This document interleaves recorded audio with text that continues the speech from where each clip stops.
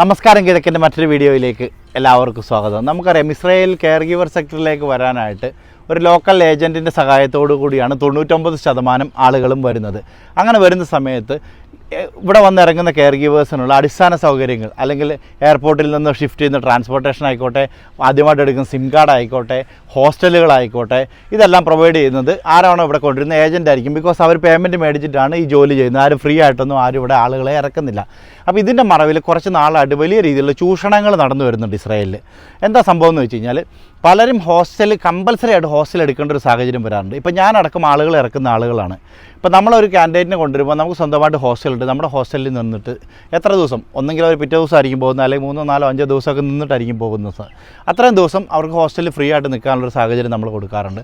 ഇവർ ജോലിക്ക് പോയതിന് ശേഷം തിരിച്ച് പിന്നീട് ഹോസ്റ്റലിലേക്ക് വരേണ്ട സാഹചര്യം ചിലപ്പോൾ മെമ്പർഷിപ്പ് വേണ്ടാത്തവരായിരിക്കും. മെമ്പർഷിപ്പ് ഒന്നും ആരും തന്നെ, ഒരു 99% പേരും പുതിയതായിട്ട് വരുന്നവർ മെമ്പർഷിപ്പ് എടുക്കാറില്ല. കാര്യം എന്ന് വെച്ച് കഴിഞ്ഞാൽ അവർക്ക് സാമ്പത്തികമായിട്ട് ബുദ്ധിമുട്ടിലായിരിക്കുമല്ലോ വരുന്നത്. കടമൊക്കെ മേടിച്ചിട്ടായിരിക്കും വരുന്നത് പലരും.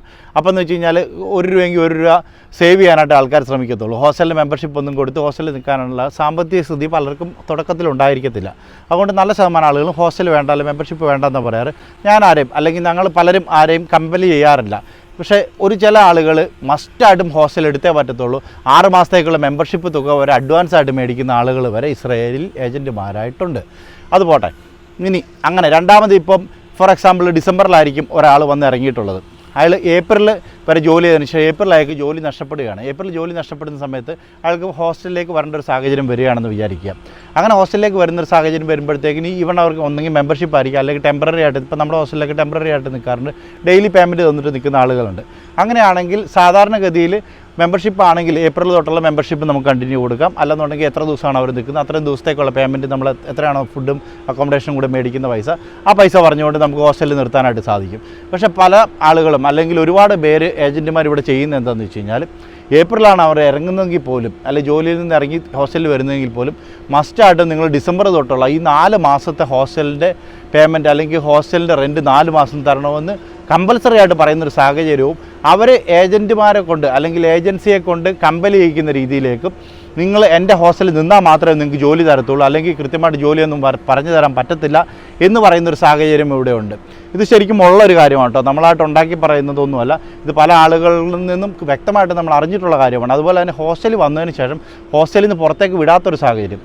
ഇപ്പോൾ കഴിഞ്ഞ ദിവസം അഷ്ദൂദിലൊരു ഹോസ്റ്റലിലൊരു സംഭവം ഉണ്ടായി. സംഭവം എന്താണെന്ന് വെച്ചാൽ, ഒരു കെയർ ഗീവർ ജോലിയിൽ നിന്ന് ഇറങ്ങി ഹോസ്റ്റലിൽ വന്ന് നിൽക്കുകയാണ്. അവർക്ക് പുറത്തേക്ക് പോകണം. അവരുടെ ചേച്ചി തിബേരിയാസിലോ മറ്റോ ഉണ്ട്. അവർക്ക് അവരുടെ അടുത്തേക്ക് പോകാൻ വേണ്ടിയിട്ട് ഈ ഹോസ്റ്റൽ നടത്തുന്ന ആൾ സമ്മതിക്കുന്നു. ഹോസ്റ്റൽ നടത്തുന്ന ആൾ ഓൾറെഡി ഇസ്രായേൽ വിട്ടു പോയുള്ള, അയാൾ നാട്ടിലാണുള്ളത്. ഈ ഹോസ്റ്റലിൽ അന്തേവാസികളായിട്ട് താമസിക്കുന്ന ആൾ, അല്ലെങ്കിൽ ഹോസ്റ്റൽ മെമ്പേഴ്സായിട്ടുള്ള അവരുടെ സുഹൃത്തുക്കൾ ഇവരെ പറഞ്ഞ് പേടിപ്പിക്കുകയാണ്, നിനക്ക് പുറത്തേക്ക് പോകാൻ പറ്റത്തില്ല. ഞങ്ങളന്നിട്ട് ഇവിടുന്ന് ടെലവീവിൽ നിന്ന് ഞങ്ങളുടെ വണ്ടിയായിട്ട് ഞങ്ങളവിടെ ചെന്ന സമയത്ത് ഇവർ പുറത്തേക്ക് വിടുന്നു. ഞങ്ങൾ പറഞ്ഞു, നിങ്ങളാരും വരത്തില്ല, നിങ്ങൾ പോലീസിനെ വിളിച്ചോളാൻ പറഞ്ഞില്ലെങ്കിൽ. അങ്ങനെയുള്ള സാഹചര്യങ്ങൾ വരെ, അതായത് ഒരുമാതിരി ഗുണ്ടായിസം എന്ന് പറയുന്ന രീതിയിലേക്ക് വരെ കാര്യങ്ങൾ എത്തുന്നുണ്ട്. അങ്ങനെ ഒന്നും നമ്മൾ ആരെയും ഭയപ്പെടേണ്ട ആവശ്യമില്ല. ഇവിടെ നടത്തുന്ന എൻ്റെ അടക്കം എല്ലാ ഹോസ്റ്റലുകളും നടക്കുന്നത് പ്രൈവറ്റ് സെക്ടറിലാണ്. ഒരു ഏജൻസിയും ഇവിടെ ഹോസ്റ്റൽ നടത്തുന്നില്ല. ഏജൻറ്റുമാർ അല്ലെങ്കിൽ പ്രൈവറ്റ് സ്വകാര്യ വ്യക്തികളാണ് ഇവിടെ ഹോസ്റ്റലുകൾ നടത്തുന്നത്. ആ ഹോസ്റ്റലുകൾ നമുക്ക് ഇപ്പോൾ മെമ്പർഷിപ്പ്, എൻ്റെ ഹോസ്റ്റലിലൊക്കെ മെമ്പർഷിപ്പ് എടുക്കുമ്പോൾ നമ്മൾ പറയാറുണ്ട്, നിങ്ങൾ മെമ്പർഷിപ്പ് എടുക്കുന്നുണ്ടെങ്കിൽ മസ്റ്റായിട്ടും 6 മന്ത് അല്ലെങ്കിൽ 1 ഇയർ മെമ്പർഷിപ്പ് കണ്ടിന്യൂ ചെയ്യുന്നവർ മാത്രം മെമ്പർഷിപ്പ് എടുത്താൽ, അല്ലാത്തൊരു മെമ്പർഷിപ്പ് എടുക്കണം നമ്മൾ നിർബന്ധം പറയുന്നില്ലല്ലോ. അപ്പം അങ്ങനെ ഹോസ്റ്റലിൻ്റെ മറവിൽ വലിയ രീതിയിൽ ചൂഷണം നടക്കുന്നുണ്ട്. അതുപോലെ തന്നെ ഇപ്പോൾ വന്നിറങ്ങുന്ന സമയത്ത് കെയർ ഗീവേഴ്സ് എയർപോർട്ടിൽ വന്നിറങ്ങിയതിന് ശേഷം ഹോസ്റ്റലിലേക്കോ, അല്ലെങ്കിൽ ജോലി സ്ഥലത്തേക്കോ, അല്ലെങ്കിൽ ഏജൻസിയിലേക്കോ, ഈ 3 സ്ഥലങ്ങളിലേക്കാണല്ലോ അവരെ ആദ്യം കൊണ്ടുപോകുന്നത്. അപ്പം ഇങ്ങനെ വരുന്ന സമയത്ത് ഇതിന് വരുന്ന ട്രാൻസ്പോർട്ടിങ് ചിലവ്, അതായത് എയർപോർട്ടിൽ നിന്ന് ഈ ഹോസ്റ്റലിലേക്ക് വരുന്ന പൈസയുടെ ട്രാൻസ്പോർട്ടിങ് ചിലവ്, ഒരു ടാക്സി ഫെയർ വരെ മേടിക്കുന്ന ഗതികെട്ട ഏജൻറ്റുമാർ ഇസ്രായേലിലുണ്ട്. നിങ്ങളൊന്ന് ആലോചിക്കണം, ഇത്രയും ലക്ഷക്കണക്കിന് രൂപ മുടക്കിയിട്ട് വരുന്നതിന് അത് നല്ലൊരു ശതമാനം തുക ഈ ഏജൻറ്റിനും കിട്ടുന്നുണ്ട്. ഞാനടക്കം ആരും ഫ്രീ ആയിട്ടൊന്നുമല്ല ജോലി ചെയ്യുന്നത്, പൈസ മേടിച്ചിട്ട് തന്നെ ജോലി ചെയ്യുന്നത്. അപ്പോൾ അവർക്ക് ന്യായമായിട്ടും ചെയ്തു കൊടുക്കേണ്ട, ബേസിക്കായിട്ട് അവർ രാജ്യത്ത് വന്ന് അറിയാത്ത കാര്യങ്ങൾ, അവർ അറിയുന്നില്ല എന്നതിൻ്റെ പേരിൽ ഇങ്ങനെ ചൂഷണം ചെയ്യാനായിട്ട് പാടില്ല. ടാക്സി ഫെയർ പോലും മേടിക്കുന്ന ആളുകൾ, അതുപോലെ തന്നെ സിം കാർഡിൻ്റെ പൈസ മേടിക്കുന്ന, ഒന്ന് ആലോചിച്ച് നോക്കണം. ഒരു സിം കാർഡ് റീചാർജ് ചെയ്യാനായിട്ട്, സിം കാർഡ് അടക്കം റീചാർജ് ചെയ്യാനായിട്ട് 50 ഷെക്കലേ ചിലവ് വരുന്നുള്ളൂ ഇസ്രായേലിൽ. ആ 50 ഷെക്കൽ പോലും കയ്യിൽ നിന്ന് നഷ്ടപ്പെടുത്താൻ തയ്യാറല്ലാത്ത ഏജൻറ്റുമാർ, ഇത്രയും പൈസ മുടക്കി വരുന്ന ആളുകളുടെ ഇവിടെ വന്നതിന് ശേഷം നിങ്ങളുടെ സിം കാർഡിന് 50 ഷെക്കൽ ചിലവായിട്ടുണ്ടെന്നും പറഞ്ഞ് ശരിക്കും പറഞ്ഞാൽ പുറത്തറിഞ്ഞ നാണക്കെട്ട ഒരു രീതിയിലുള്ള ഒരു നാറിയ രീതിയിലാണ് ഈ കാര്യങ്ങളൊക്കെ നടന്നുകൊണ്ടിരിക്കുന്നത്. ഒരിക്കലും അങ്ങനെ സിം കാർഡിനൊന്നും പൈസ കൊടുക്കേണ്ട ഒരു ആവശ്യമില്ല. ഇല്ല, അവിടെ പറയും നിങ്ങൾ സിം എടുത്ത് തരണ്ടെന്ന് പറയാം, ഞങ്ങൾ സിം എടുത്തോളാൻ പറയാമല്ല, അങ്ങനെ പറയുകയാണെങ്കിൽ പോലും. കാരണം 50 ഷെക്കൽ കൊടുത്താൽ നിങ്ങൾക്ക് ഇവരുടെ നിന്ന് സിം എടുക്കേണ്ട കാര്യമില്ല, പുറത്ത് എവിടെ എവിടെയും സിം കിട്ടും. അപ്പം ഈ രീതിയിലുള്ള ഒരുപാട് ചൂഷണങ്ങൾ ഇസ്രായേലിൽ നടന്നു വരുന്നുണ്ട്. നിങ്ങളൊരു ഏജൻറ്റിനെ ചൂസ് ചെയ്യുന്ന സമയത്ത് ഇങ്ങനെയുള്ള കാര്യങ്ങളും കൂടെ ചിന്തിക്കുക. അതുപോലെ തന്നെ പല ഏജൻറ്റുമാർ ഇവിടെ ആളുകൾ വന്നിറങ്ങി കഴിയുമ്പോഴത്തേന് ഈ പൈസയൊക്കെ മേടിച്ചെടുക്കാൻ ഭയങ്കര ഉത്സാഹമായിരിക്കും. അവർ ജോലിയിൽ എന്തെങ്കിലും ഒരു പ്രശ്നം ഉണ്ടായി നോക്കട്ടെ, തിരിഞ്ഞു പോലും നോക്കത്തില്ല, ഫോൺ എടുക്കത്തില്ല. നമുക്കൊക്കെ വരുന്ന കോളുകളുടെ പുതിയ ആൾക്കാരുടെ നല്ല ശതമാനം കോളുകൾ നമ്മൾ എടുക്കേണ്ട കോളുകളല്ല. ആക്ച്വലി അവർ ഏജൻറ്റുമാർ റെസ്പോൺസിബിളായിട്ട് ജോലി കാര്യങ്ങൾ ചെയ്യാത്തത് കൊണ്ടും ഏജൻറ്റുമാർ കൃത്യമായിട്ട് ഫോൺ എടുക്കാത്തത് കൊണ്ടും അവർക്ക് പ്രൊവൈഡ് ചെയ്യേണ്ട ബേസിക് ആയിട്ടുള്ള കാര്യങ്ങൾ ഇനി ജോലി ചെയ്യുന്ന സ്ഥലത്ത് കിട്ടുന്നില്ലെങ്കിൽ പോലും അത് പ്രൊവൈഡ് ചെയ്യാൻ ഒരു ഇനിഷ്യേറ്റീവ് എടുക്കുകയോ അല്ല ഏജൻസിയിൽ ഇത് പറയാനായിട്ട് തയ്യാറാത്ത ആളുകൾ.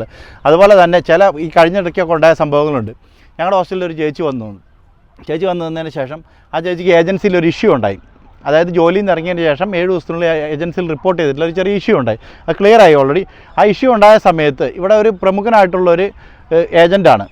ഈ ഏജൻറ്റിനെ വിളിച്ച് ചോദിക്കുകയാണ്, നിങ്ങളല്ലേ എന്നെ ഇറക്കിയത്, അപ്പോൾ എന്താണ് ഇത്, ഈ ഒരു ഇഷ്യൂ ഏജൻസിയിലുണ്ടെന്ന് പറഞ്ഞപ്പോൾ അയാൾ പറയും ഞാനല്ല, ഞാൻ സബ് ഏജൻറ്റാണ്. അപ്പോൾ അവർ പറഞ്ഞു ഓക്കെ, ആ മെയിൻ ഏജൻറ്റിൻ്റെ നമ്പർ എന്തരാവും, ഞാൻ അയാളെ വിളിച്ച് പറയാം, അയാൾക്കായിരിക്കുമല്ലോ ഏജൻസിയായിട്ട് കോൺടാക്റ്റ് ഉള്ളത്, ഏജൻസിയായിട്ട് ഈ കാര്യം ഒന്ന് സോൾവ് ചെയ്യണമെന്ന് പറഞ്ഞ സമയത്ത് അയാൾ ഈ മെയിൻ ഏജൻറ്റിൻ്റെ നമ്പർ കൊടുക്കത്തുമില്ല, ഇയാളോട്ട് വിളിച്ചാൽ ഫോൺ എടുക്കത്തുമില്ല.